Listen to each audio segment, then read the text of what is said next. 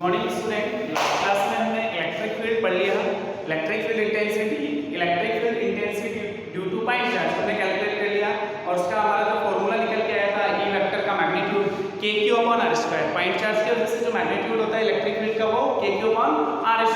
वो coulomb force के जैसा ही कुछ है, उसमें डबल चार्ज रहता है। इसमें जिस पॉइंट पे हम इलेक्ट्रिक फील्ड कैलकुलेट करते हैं उस चार्ज का हम डिवाइड कर देते हैं फोर्स में, तो वो हमारी इलेक्ट्रिक फील्ड इंटेंसिटी बन जाती है। और वो हमने डिस्कस कर लिया, उसमें हमने ग्राफ भी देख लिया।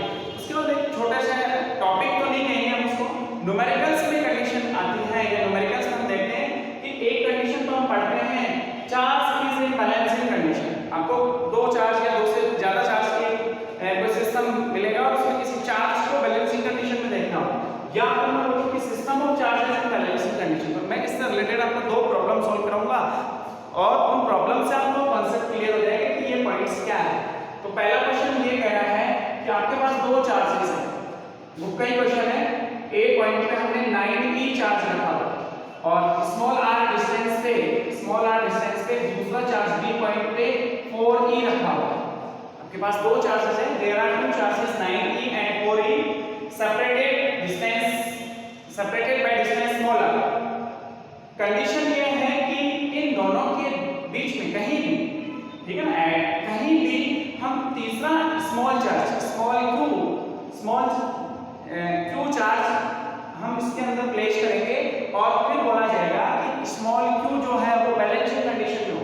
तो वो फर्स्ट जो हम कंडीशन देख रहे हैं, charge is in balancing condition. कि सपोज मैंने एक स्मॉल q चार्ज यहां रख दिया जो इससे x डिस्टेंस पे है, जो कितने डिस्टेंस पे है, x पे है। तो इधर से कितने डिस्टेंस बचेगी, r - x। इधर वाली डिस्टेंस कितनी रह जाएगी, r - x। आपको क्या कैलकुलेट करना है कि x कितना होना चाहिए कि q जो है वो बैलेंसिंग कंडीशन में हो। What is the value of x for q balancing condition of small q, balancing condition of small q। Question समझ में आया? दो चार्जेस पे 9e एंड 4e, ये चार्ज ऑफ इलेक्ट्रॉन है, ठीक है। इसको हम इसे डिनोट कर रहे हैं। दोनों r डिस्टेंस से सेपरेट किए हुए हैं, दोनों के बीच की डिस्टेंस कितनी है, स्मॉल r।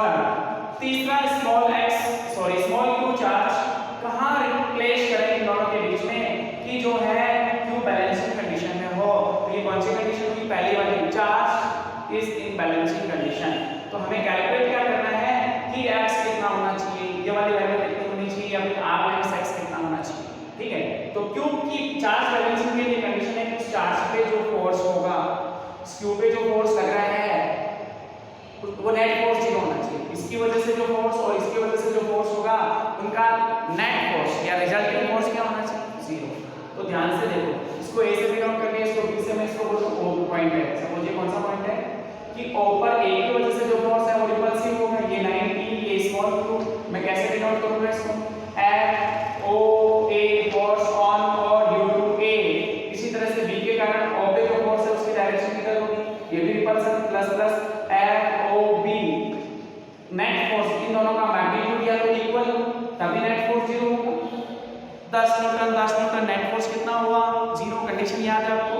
तो for balancing condition of q आपके पास कंडीशन क्या होनी चाहिए, f o a का मैग्नीट्यूड जो है वो किसके बराबर होना चाहिए, f o b के मैग्नीट्यूड के बराबर। क्या दोनों का नेट फोर्स 0 होना चाहिए, एक ही बात है। इसका मैग्नीट्यूड बोलो, फोर्स ऑन और ड्यू टू a क्या लिखा जाएगा, k 9e small q upon बीच की डिस्टेंस x, तो x²। इसी तरह से f o b देखो ध्यान से, फोर्स ऑन ये मैंने लिख दिया f o b, f o a okay, तो ये r - x होगा, ये 4e होगा। ये कितना होगा, क्योंकि हम a की वजह से लिख रहे हैं, फोर्स ऑन और ड्यू टू a, हां यही तो होगा 9e x²। फोर्स ऑन और ड्यू टू b, बीच की डिस्टेंस r - x और चार्ज कितना है 4e, तो क्या लिखा जाएगा k 4e small q upon r - x का होल स्क्वायर। अब इसको देखो जो कैंसिल आउट होगा उसको कैंसिल कर दो, k से k कट गया, e से e, q से स्मॉल q, इधर बचा 9/x², 9/x²। इधर कितना बचा, 4/r - x का होल स्क्वायर बचा। अब क्या कर लेंगे, बहुत साइड अंडर रूट ले लेंगे।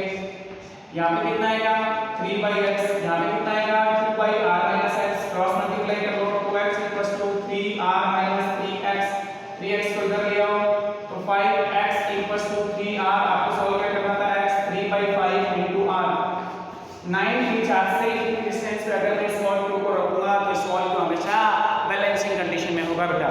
स्मॉल क्यू हमेशा किसमें होगा, बैलेंसिंग कंडीशन में। तो क्या आपको ये वाला कॉन्सेप्ट अच्छे से क्लियर हो गया कि जब चार्ज कंडीशन, चार्ज के लिए नीचे बैलेंसिंग कंडीशन, तो उस चार्ज में नेट फोर्स 0 कर देना। इस टाइप की और भी प्रॉब्लम्स होंगी बुक में तो आप सॉल्व कर सकते हो।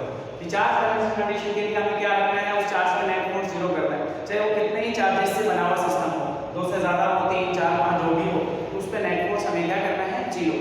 अगला क्वेश्चन जो है, अगली जो कंडीशन है system of charges in balancing condition, तो इसमें आपको ध्यान रखना है कि जितने भी चार्जेस हैं उन सब पे नेट फोर्स 0 कर सकते हैं। सिस्टम बैलेंसिंग कंडीशन के लिए जो भी आपका सिस्टम, देखो एग्जांपल मैं सेम इसी टाइप का लेता हूं कि आपके पास दो क्यू चार्ज, ठीक है ना, बुक का ही क्वेश्चन है, +q+q, दोनों की पोलैरिटी सेम है, दोनों का मैग्नीट्यूड सेम है। इन दोनों के बीच में, ये दोनों r डिस्टेंस से सेपरेट किए हुए, कितने डिस्टेंस से सेपरेट किए हुए, स्मॉल r से। इसके बीच में मैंने क्या किया, स्मॉल q चार्ज रखा, सेंटर, दोनों के सेंटर पे, इसको a से डिनोट कर लिया, इसको b से डिनोट कर लिया, और ये वाली डिस्टेंस r/2, ये वाली डिस्टेंस r/2, इसको मैं O/1। क्वेश्चन क्या कह रहा है, मुझे क्या प्रूव करना है कि स्मॉल q की वैल्यू, देखो इस बार थोड़ा सा चेंज किया क्वेश्चन, स्मॉल q की वैल्यू क्या होनी चाहिए, इसका मैग्नीट्यूड और इसका नेचर क्या होना चाहिए कि ये पूरा सिस्टम बैलेंसिंग कंडीशन है।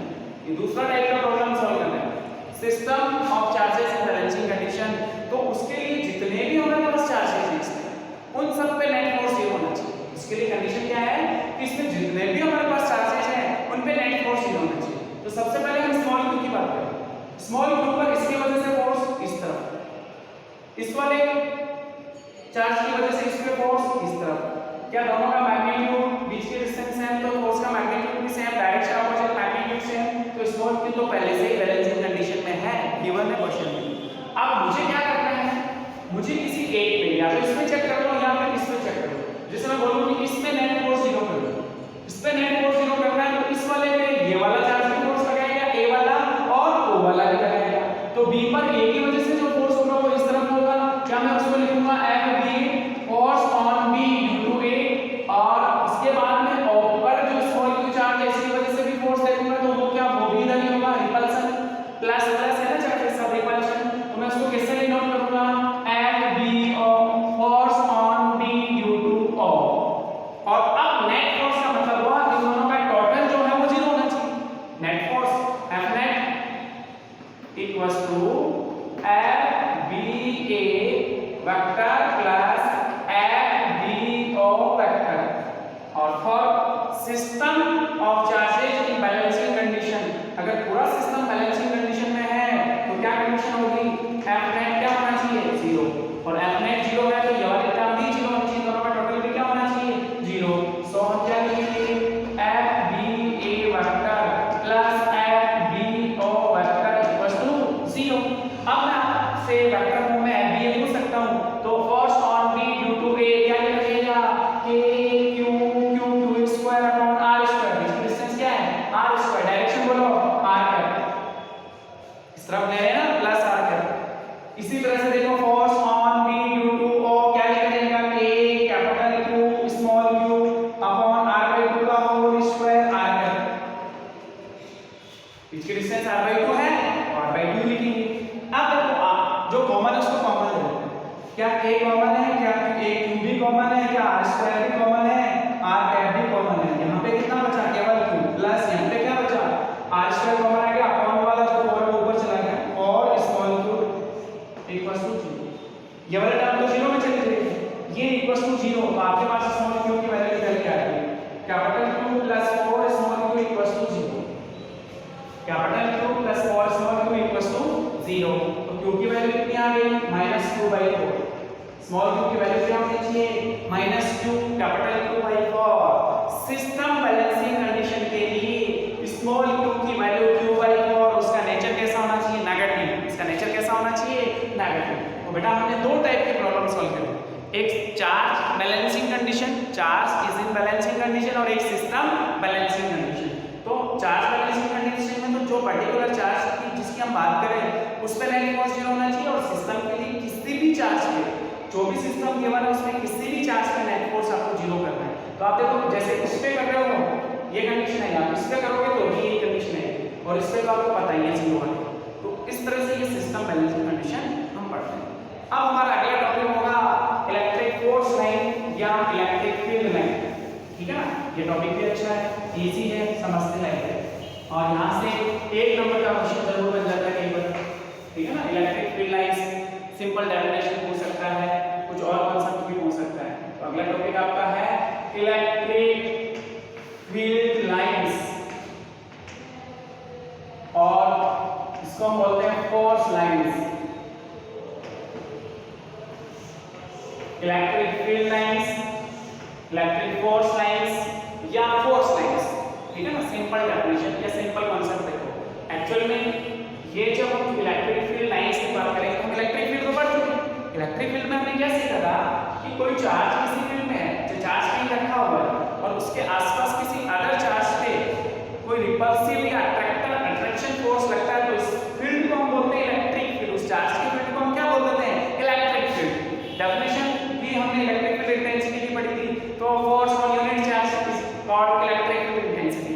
तो कुछ कॉन्सेप्ट वैसा ही, ऐसा क्या होता है, इसका मतलब वहां कोई ना कोई तो एनर्जी होती है, उस चार्ज की कोई ना कोई एनर्जी होती है जिसकी वजह से ऐसा कुछ होता है। तो देखो मेरे पास कोई फील्ड लाइंस है, ये फील्ड लाइंस इमेजिनरी होती है। देखो चार्ज हमें दिखता ही नहीं, चार्ज को हम देख नहीं पाते, ठीक है, हमें चार्ज नहीं दिखता है, तो जो उससे फोर्स लाइन या हम फील्ड लाइंस की बात करें वो भी हमें नहीं दिखती। ये हमारी कोई फोर्स लाइन है या इलेक्ट्रिक फील्ड लाइंस है। Electric field line, electric field lines are imaginary line. ये क्या होती है, इमेजिनरी लाइन। आप इसके किसी पॉइंट पे, जैसे मैंने एक पॉइंट P यहाँ दिया हुआ है, एक पॉइंट P दिया हुआ है Q और यहाँ पे एक R पॉइंट दिया।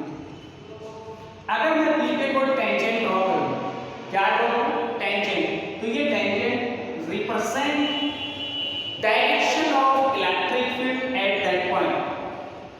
डेफिनेशन देखो, electric field lines are imaginary lines that represent electric field intensity, electric field direction of electric field intensity.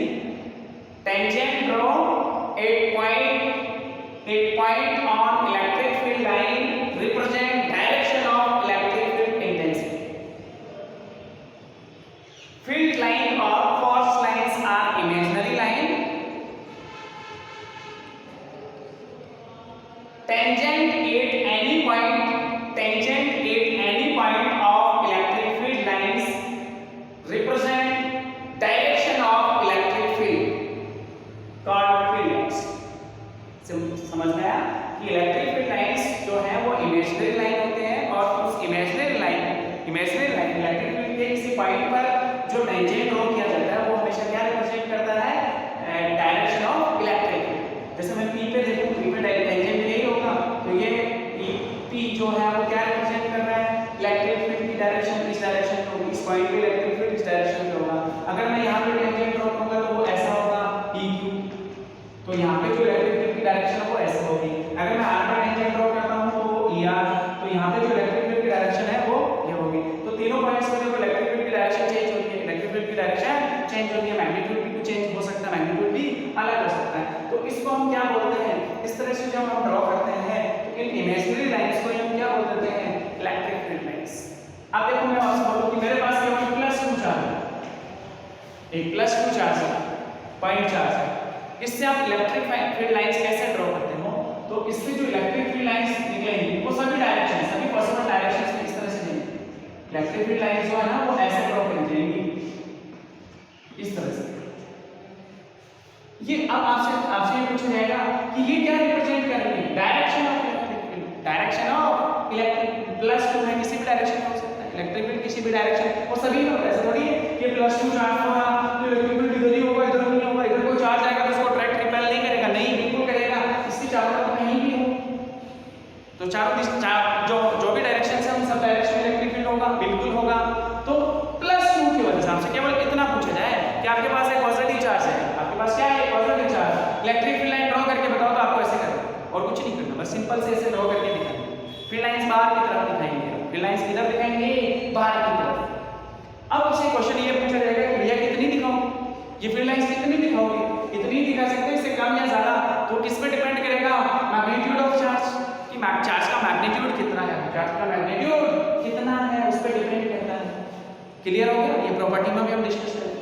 आपके पास केवल एक नेगेटिव चार्ज -q, वही चार्ज है जिसका मैग्नीट्यूड है -q, इसकी वैल्यू क्या है -q, मैग्नीट्यूड तो q है, नेचर माइनस है, तो माइनस वाला जो चार्ज होता है उसको फील्ड लाइंस कैसे ड्रॉ करते हैं? ऐसे ही करते हैं, बट वो एंटर होती है उस -q पे, एंटर होती है, +q से बाहर निकलती है, +q से आउटवर्ड होती है और माइनस से अंदर आती है। इस पॉइंट चार्ज से आगे एंटर होती है।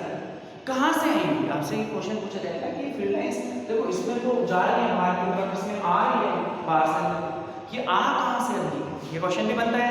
तो देखा जाए तो अगर केवल आपके पास मतलब +q चार्ज है और आसपास कोई चार्ज नहीं है तो हम बोलेंगे इनफाइनाइट से आ रही है। कहां से आ रही है? इनफाइनाइट से, सॉरी इनफाइनाइट पे जा रही है, इसमें इनफाइनाइट पे जा रही है। अगर कोई आसपास चार्ज नहीं है तो इनफाइनाइट पे जा रही है, इसके आसपास से कोई दूसरा चार्ज नहीं है तो हम ऐसे ही बोलेंगे कि इनफाइनाइट से आ रही है।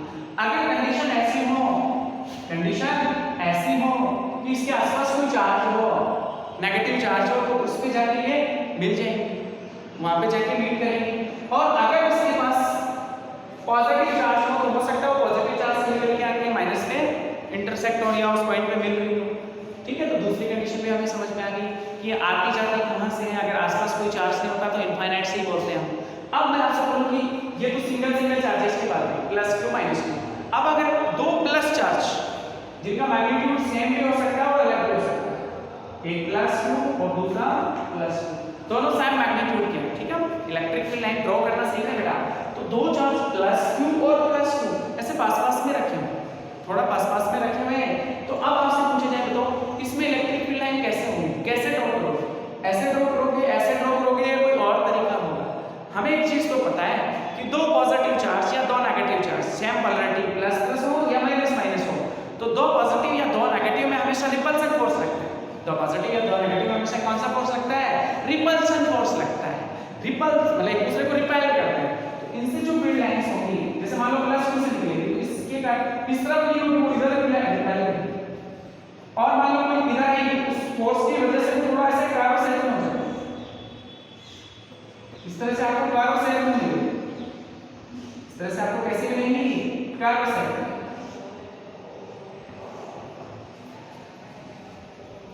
सेम कॉन्सेप्ट उसके लिए भी होगा, उसमें भी रिपेल होगा तो वो भी आपको कर्व सेट में ही मिलेंगे। ये भी आपको किसमें मिलेगी? कर्व सेट में। तो दो पॉजिटिव, दो सेम पोलैरिटी के चार्जेस के बीच अगर आपको इलेक्ट्रिक फील्ड लाइंस ड्रॉ करनी है तो कुछ ऐसा होगा, कुछ इस तरह से आपको देखने को मिलेगा। इसी तरह से आप ध्यान से देखो, दो चार्ज ऑपोजिट पोलैरिटी के, प्लस हो दूसरा माइनस हो, एक +q आवेश हो और दूसरा आपका -q आवेश हो, इस तरह से पास-पास में रखो। तो मुझे पता है कि इलेक्ट्रिक फील्ड लाइन प्लस से तो निकलती है, माइनस पे जाके मीट करती है, प्लस से नहीं माइनस से नहीं। इस तरह से आप इस तरह से आप दिखा सकते हो, और भी दिखा सकते हो कि कुछ फील्ड लाइंस इस तरह से हो सकता है, कुछ फील्ड लाइंस जाके मिली नहीं, ठीक है ना, कुछ फील्ड लाइंस जाके मिली नहीं। माइनस में भी हो सकता है कि कुछ रह गई हो, इधर से आ गई, तो हम ऐसे दिखाएंगे। ये रिपल्सन वाला केस या अट्रैक्शन वाला केस, ये कौन सा केस है? कुछ इलेक्ट्रिक फील्ड लाइन जाके इंटरसेक्ट करी, मिली, प्लस से निकली, माइनस पे जाके मिली, प्लस में रिपल्सन के कारण इस तरह से हमने ड्रॉ की। तो हमने चार अलग-अलग इलेक्ट्रिक फील्ड लाइंस ड्रॉ करके देखी, केवल प्लस के कारण, केवल माइनस के कारण, दो प्लस के कारण या दो माइनस के कारण, या दो प्लस और माइनस के कारण। तो कई बार क्वेश्चन ये भी आ जाता है कि दो पॉजिटिव सेम पोलैरिटी के या दो ऑपोजिट पोलैरिटी के चार्जेस के लिए इलेक्ट्रिक फील्ड लाइंस ड्रॉ करनी हो, हम ऐसे ड्रॉ कर देते हैं। अब इसकी कुछ प्रॉपर्टीज देखते हैं। प्रॉपर्टीज बहुत आसान है, इसकी कुछ प्रॉपर्टीज हैं वो पढ़ने के हम डिस्कस करेंगे, आपको बुक से ही नोट करनी है। प्रॉपर्टीज किससे ड्रॉ करनी है या नोट करनी है? बुक से। फर्स्ट प्रॉपर्टी वैसे हम डिस्कस कर चुके हैं, डेफिनेशन, सिंपल डेफिनेशन जो थी वो प्रॉपर्टी में ही कि इलेक्ट्रिक फील्ड लाइंस जो है वो कर्व लाइन होती है, इमेजिनरी लाइन होती है, और उस इमेजिनरी लाइन के किसी पॉइंट पे जो हम टेंजेंट ड्रॉ करते हैं वो टेंजेंट हमेशा क्या रिप्रेजेंट करता है? Direction of electric field. First property.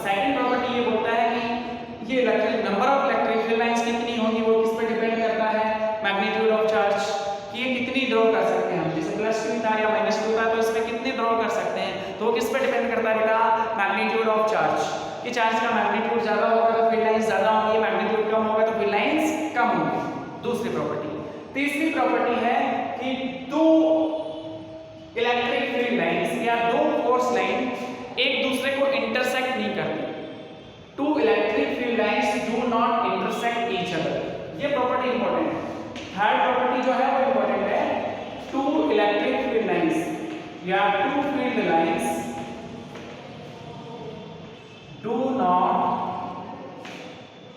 do not intersect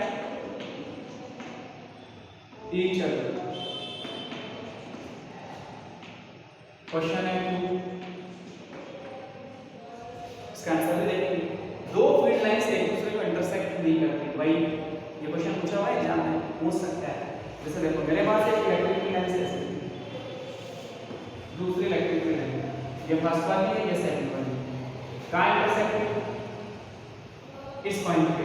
इस पॉइंट पे मैं इस फील्ड लाइंस के लिए या इस फील्ड लाइन की बात करूं, टेंजेंट ड्रॉ करूं तो वो ऐसे हो, उसकी डायरेक्शन E1 इस डायरेक्शन। मैं इस फील्ड लाइन की बात करूं, इस पे टेंजेंट खींचूंगा तो वो ऐसे होगा। क्या एक ही पॉइंट पे इलेक्ट्रिक फील्ड लाइन के किसी एक ही पॉइंट पे दो direction of electric field possible है? नो। एक ही पॉइंट पे दो direction of electric field possible नहीं है। एक पॉइंट पे एक ही डायरेक्शन, एक पॉइंट पे एक ही टेंजेंट खींचेंगे और एक ही डायरेक्शन होगी। इसलिए दो इलेक्ट्रिक फील्ड लाइन एक दूसरे को इंटरसेक्ट नहीं करती हैं। दो फील्ड लाइन एक दूसरे को इंटरसेक्ट क्यों नहीं करती? इसका रीजन साफ-साफ है कि जब वो इंटरसेक्ट करेंगे तो उस पॉइंट पे दो टेंजेंट ड्रॉ करेंगे, दो डायरेक्शन ऑफ इलेक्ट्रिक फील्ड होगी, two direction of electric field होगी जो पॉसिबल नहीं है। ठीक है, तो ये इसका रीजन हो गया। अच्छे से क्लियर हो गया बेटा। तीसरी प्रॉपर्टी है, फोर्थ प्रॉपर्टी है वो बहुत आसान। फोर्थ प्रॉपर्टी वो बहुत आसान। एक्चुअल में जो इलेक्ट्रिक फील्ड लाइंस होती है वो किसी सरफेस के नॉर्मल एंटर करती है, किसी सरफेस के नॉर्मल। जैसे मान लो ये सरफेस है मेरा, ये हाथ ही मेरा सरफेस है। अगर मुझे इलेक्ट्रिक फील्ड लाइन इसमें से पास करनी हो तो मैं जब नॉर्मल पास करूंगा तो मैक्सिमम पास होगा। अगर मैं इसमें ऐसे पास करूं तो ऐसे तो पास ही नहीं हुई electric field, zero. Electric field line ऐसे तो ऐसे जा रही है और इसमें से नहीं पास हुई तो इसका इलेक्ट्रिक फील्ड क्या हुआ? जीरो, इसमें से पास ही नहीं हुई। तो जिस सरफेस से जितने number of electric field lines pass होंगी उसका इलेक्ट्रिक फील्ड उतना ज्यादा होगा। देखो एक एग्जांपल लेते हैं। सपोज मेरे पास एक सरफेस ये है, इसको मैंने ए सरफेस बोला। एक सरफेस ये है मेरा बी और तीसरी सरफेस ये है सी। मैंने कुछ इलेक्ट्रिक फील्ड लाइंस देखे,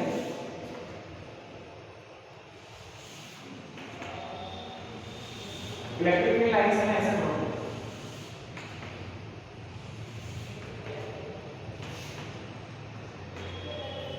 मैं बोलूं इसका इलेक्ट्रिक फील्ड E है, इसका इलेक्ट्रिक फील्ड EB है और इसका इलेक्ट्रिक फील्ड क्या है?